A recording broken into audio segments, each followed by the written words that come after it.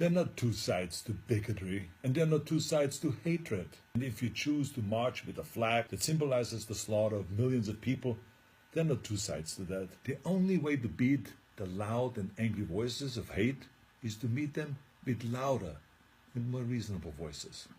And that includes you, President Trump. In fact, as president of this great country, you have a moral responsibility to send an unequivocal message that you won't stand for hate and racism.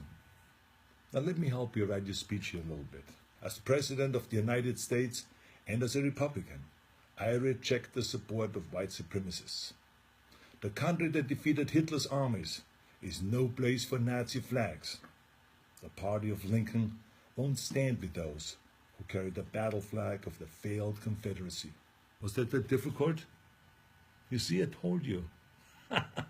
I have a message to the neo-Nazis and to the white nationalists and to the neo-Confederates. Let me be just as blunt as possible. You heroes are losers.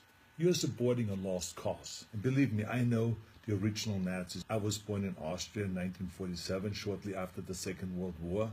And growing up, I was surrounded by broken men who came home from the war filled with shrapnels and guilt, men who were misled into a losing ideology. And I can tell you that these ghosts that you idolize spent the rest of their lives living in shame. And right now, they're resting in hell. I know that you weren't born with these hateful views. No one is. But the truth is, it's never too late to make the choices, to learn and to evolve, and to understand that all human beings have equal value.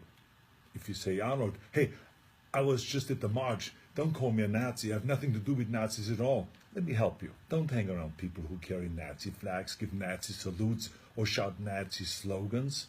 Go home. Or better yet, tell them that they're wrong to celebrate an ideology that murdered millions of people.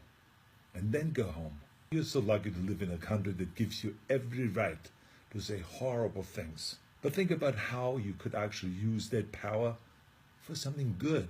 Those of you who have been silent, you must also evolve. I have learned a long time ago that the only way we can really eliminate hatred is to face it head on.